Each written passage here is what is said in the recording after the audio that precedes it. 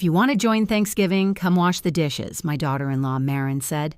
"Cooking and serving will be done by people who actually know what they're doing. And don't bring any of your contributions. We have everything covered." Then she hung up. I sat in my worn armchair, 64 years old, staring at my reflection in the black TV screen and hearing that sentence over and over. 37 years of meals for my husband and son dismissed in one breath. Once, after my husband died, my son David and I had been a team. Then he married Marin with her perfect hair and sharper tongue, and I became the obligation at holidays, tolerated but never welcomed. My hands shook as I called David. "I won't be coming for Thanksgiving," I said. "What? Why not?" "I think it's better if you celebrate with Moran's family. I have other plans."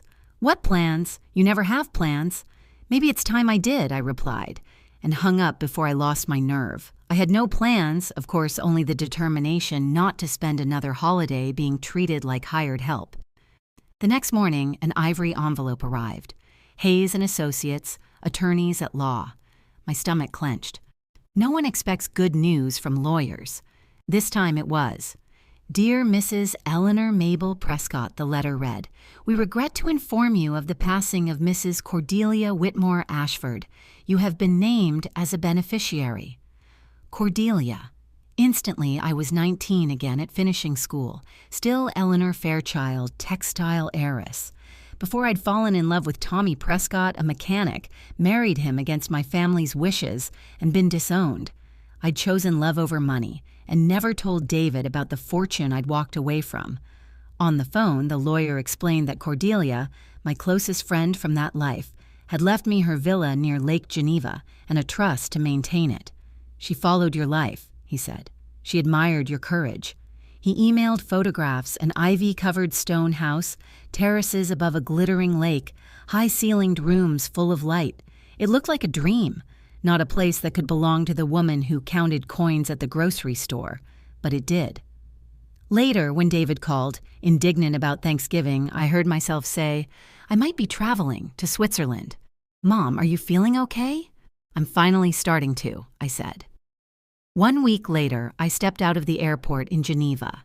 A driver holding a sign for Madame Fairchild led me to the villa. Mrs. Hoffman, the housekeeper, greeted me with a gentle, "Welcome home." In the master bedroom, beside a 4-poster bed facing Lake Geneva, lay a framed photo of Cordelia and me at 17, and a letter in her shaky handwriting. "If you're reading this, you've finally come home to yourself," she wrote. "You were the bravest of us. You chose love. You shouldn't be punished for that forever."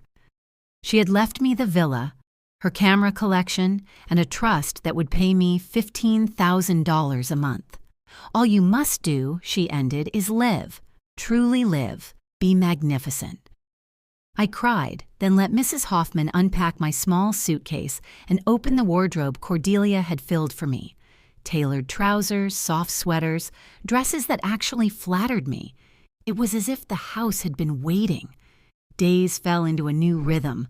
Coffee on the balcony, walks through lakeside villages with Klaus, the driver, evenings in the library. I picked up one of Cordelia's cameras and discovered that my eye for photographs hadn't left me. On a whim, I posted a sunset over the lake on Facebook. New adventures begin with a single step. Messages poured in. "Where are you? How can you afford this?" Some were kind, others edged with suspicion. Must be nice to suddenly have money. Some of us are still struggling. For once, I didn't explain. I closed the laptop and went back outside. A local photographer persuaded me to sit for portraits. In one, I was laughing, silver hair loose, wrapped in cream cashmere. When I saw it, I hardly recognized myself. Happy, confident, alive. I posted it with the caption, "Embracing this beautiful season of life." That's when everything exploded. "Mom, what is going on?" David demanded. "Marin thinks you're being scammed. People don't just go from clipping coupons to living in a castle." "I inherited it," I said. "From who? You don't have any family." "From a friend who remembered who I used to be." He launched into a lecture about online fraud and gullible seniors. Shortly after, a police officer from home called to conduct a welfare check my son had reported me missing. Humiliation burned through me, then cooled into something harder. "Officer, I'm fine," I said. "I'm traveling by choice, and no one is taking advantage of me." Later, I called David. "You would rather believe I'm delusional than accept that I might finally be happy," I said. "You didn't call the police when I was alone in that tiny apartment. You did it when I started living well." "We're just worried," he insisted. "You're acting different." "I am different," I said. "And if you ever question my sanity with the authorities again, I'll cut you off completely. Here's the address. Here's the housekeeper's number.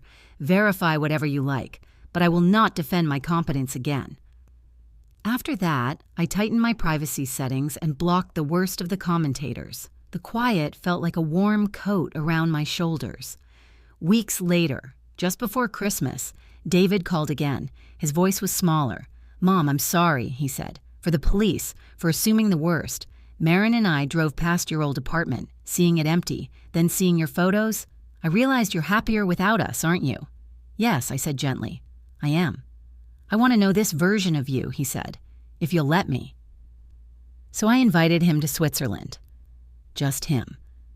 He arrived in January, suitcase in hand, mouth slightly open as he stared at the villa. Inside, I showed him the gardens, the library, the studio where my photographs now hung. We walked by the lake like we used to when he was a boy. That week, I told him everything. My life as Eleanor Fairchild, my choice to marry his father, how I'd hidden my past so he wouldn't feel he'd missed out. He told me about his marriage, how easy it had been to let Marin take the lead, even when she was cruel. "It was simpler to let her be unkind to you than to stand up to her," he admitted. "Life's too short," I said, "to spend it with people who need you to be small." 3 months later, he called to say he was leaving her. "I chose myself," he said, "which means choosing you, too." That evening, I posted another picture of Lake Geneva glowing at sunset. Every ending is a new beginning. Among the comments was David's. "So proud of my amazing mother. Can't wait to visit again." I closed the laptop and stepped onto the balcony. Somewhere across the ocean, there was a Thanksgiving table where I'd once been told I could join if I washed the dishes. Here, in my villa above the lake, there were no conditions, no shrinking, no begging for a place. I was no longer poor, invisible Mabel in a worn cardigan. I was Eleanor Fairchild, again older, wiser, unafraid to take up space. And I intended to live the rest of my days magnificently,